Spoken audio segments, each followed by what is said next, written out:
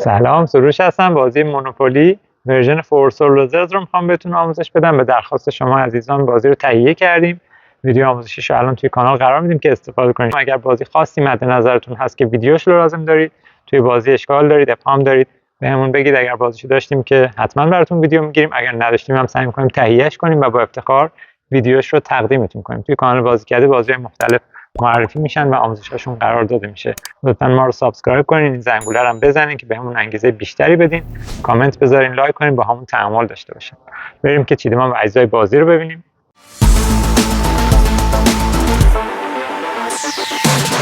صفحه بازی رو می‌بینیم. مهره های بازیکن ها توی خونه گو یا خونه شروع قرار میگیره و یک جفت تاس، کارت های کامیونیتی چست و کارت های شانس، پول که یه نفر بانکدار میشه توی بازی، همه پول ها رو مرتب میکنه. از 500 مونوپولی داریم تا یک مونوپولی که همه پول ها اینجا قرار داده میشه. سند زمین ها به تفکیک رنگ اینجا قرار داده میشه. ایستگاه‌های قطار، اداره برق و اداره آب.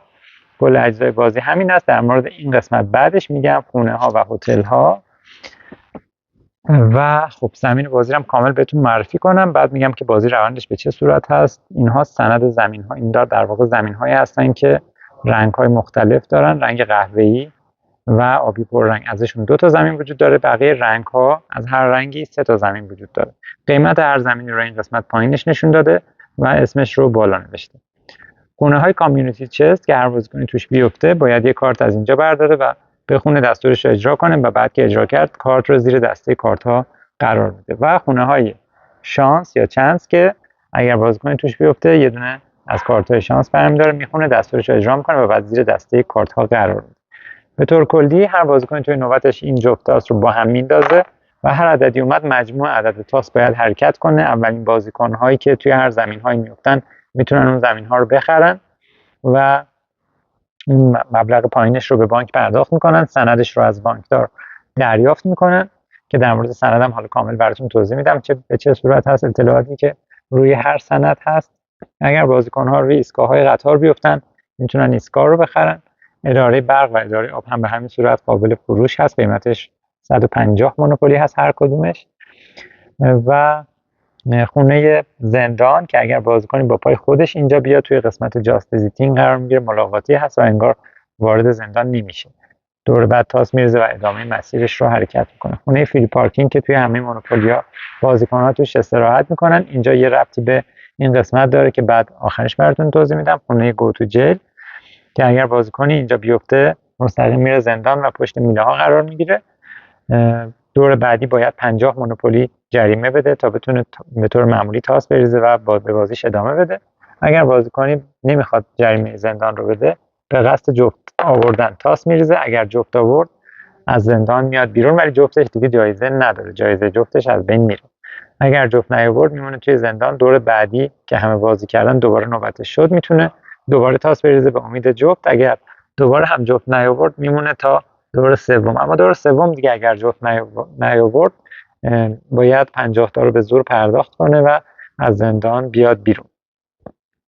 هر بازیکنی که جفت میاره جایزه داره و میتونه دوباره تاس بریزه حرکت کنه و اگر دوباره جفت بیاره میتونه حرکت کنه دوباره. و اگر 3 بار جفت بیاره، یعنی بار سوم هر بازیکن جفت بیاره، به جرم تقلب کردن میره پشت میله های زندان قرار میگیره.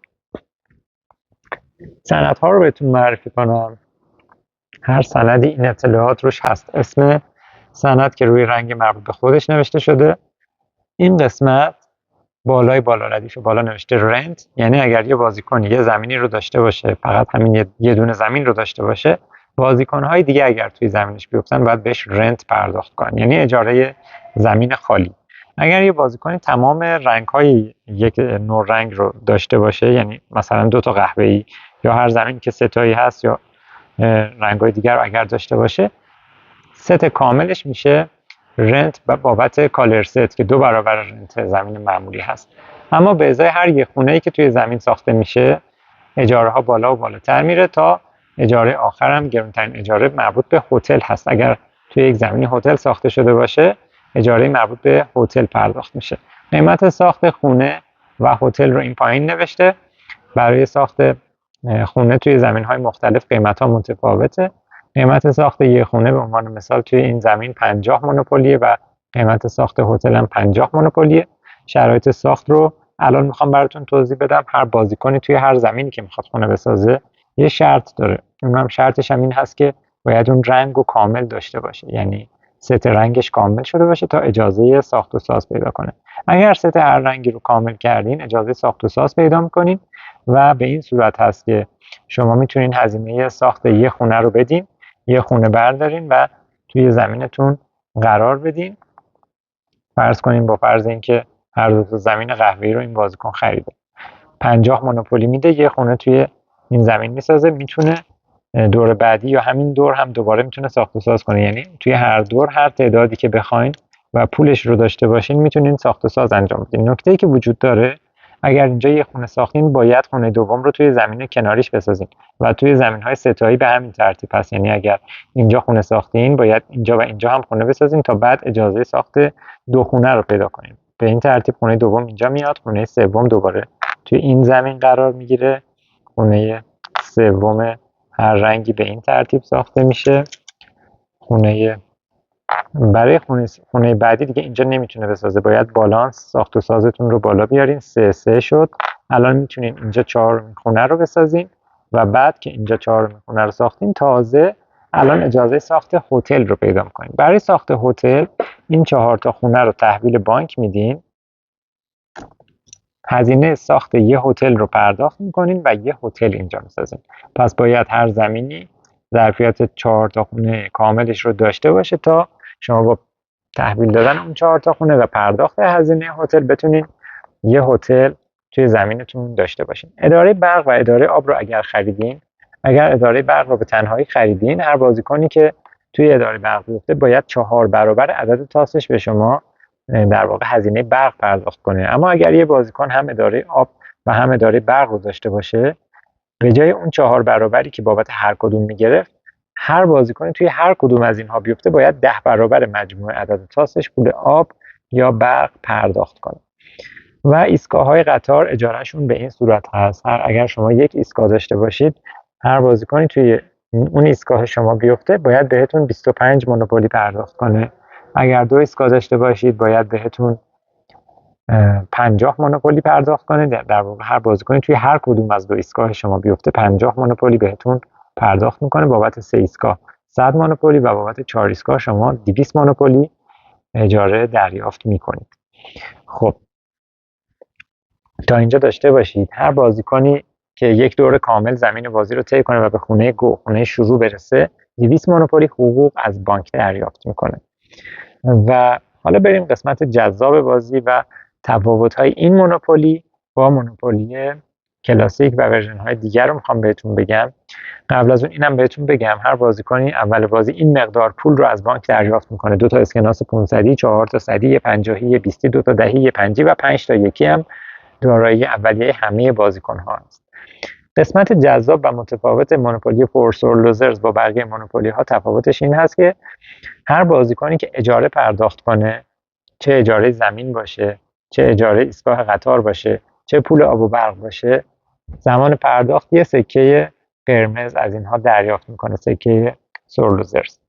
و اگر بازیکن‌ها تعداد سکه های سورلوزرزشون به 4 برسه، قسمت خفن و جذاب بازی اینجا هست.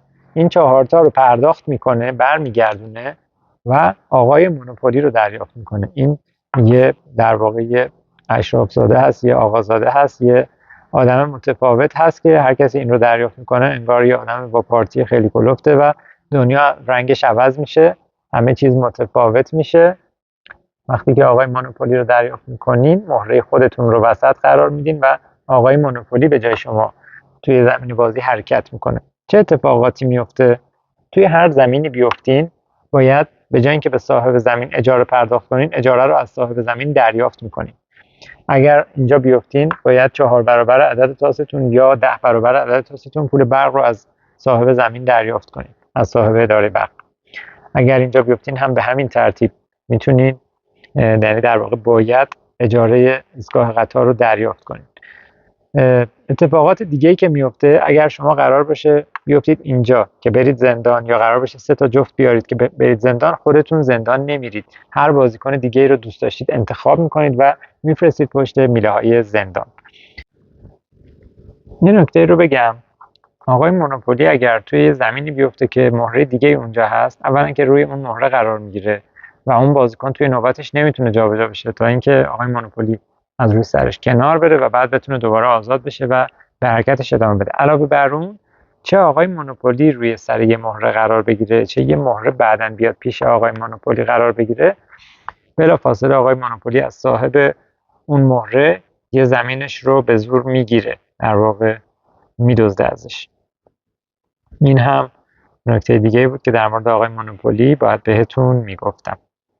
خب یه نکته دیگه در مورد آقای مونوپولی که قرار هست زمین‌های بقیه رو به زور ازشون بگیره، اگر در واقع اگر هر بازیکنی با آقای مونوپولی توی یک خونه قرار بگیرن، توی یک زمین قرار بگیرن، قرار بود که آقای مونوپولی از اون بازیکن یک زمین رو بدزده. اگر اون بازیکن زمینی داشته باشه که کالر ست شده باشه، یعنی ست رنگش کامل شده باشه، استثناً آقای مونوپولی از اون ست نمیتونه هیچ زمینی رو بدزده یا از اون بازیکن به زور دریافت کنه. اگر بازیکن‌ها در جریان بازی پول کم بیارن، میتونن زمین‌هاشون رو رهن بذارن رهن بانک و از بانک بابتش پول دریافت کنن. پشت هر سندی نوشته مورتگیج ولیو که ارزش در واقع رهن زمین‌ها رو نوشته. هر زمینی رو میتونین رهن بانک بذارین و بعد از اون برای اینکه از رهن درش بیارین باید 10% به بانک سود پرداخت کنین. یعنی الان این زمینی که ارزش رهنش 50 بوده، هر بازیکنی این رو رهن بذاره، بعداً برای اینکه از رهن درش بیاره باید 55 مونوپولی به بانک پرداخت کنه تا این سند دوباره به حالت اول برگرده. زمین هایی که رهن بانک هستن دیگه بازیکن بابت اون زمین اجاره دریافت نمیکنه. و یه نکته دیگه، اگر هر بازیکنی توی یه زمینی بیفته که به هر دلیلی یا پول نداشته باشه یا دلش نخواد اون زمین رو بخره، اون زمین وسط گذاشته میشه و مزایده براش برگزار میشه. مزایده برای زمین ها از 10 مونوپولی شروع میشه و هر بازیکنی میتونه قیمت بده. مزایده آزاد هست و کسی که بالاترین پیشنهاد رو برای اون زمین بده، اون سند رو دریافت میکنه. علاوه بر این، بازیکن ها برای اینکه بتونن ست رنگشون رو کامل کنن، چون احتمال اینکه شما با تاس با پای خودتون توی تمام زمین های یک رنگ بیفتین قبل از همه و اون همه یک رنگ رو بخرید خیلی زیاد نیست. بنابراین شما میتونین هر بار توی نوبتتون بعد از اینکه تاس ریختین و کار خودتون رو انجام دادین، هر زمینی رو میتونین با بقیه بازیکن ها معامله کنین، یعنی ازشون زمین رو بخرین، با هم زمین معاوضه کنین. توی این معاوضه کردن میتونین پول سر بدین، پول سر بگیرین و هر مدل معامله بین زمین ها، اداره برق، اداره آب و ایستگاه ها آزاد هست توی بازی. زمانی که آقای مونوپولی دستتون هست، هر بازیکنی، حتی خود شما یا بقیه، اگر جفت بیارن، شما یه خونه مجانی دریافت میکنید و توی هر زمینی که دلتون بخواد میسازید که خب طبیعتاً به نفعتون هست توی زمین‌های خودتون بسازید. قانون ساخت و ساز رو که اینجا به این صورت براتون توضیح دادم، یکی باید بالانس بالا بیاد، 2 تا 3 تا و 4 تا، در مورد ساخت و سازهای آقای مونوپولی وجود نداره و اتفاق نمیفته.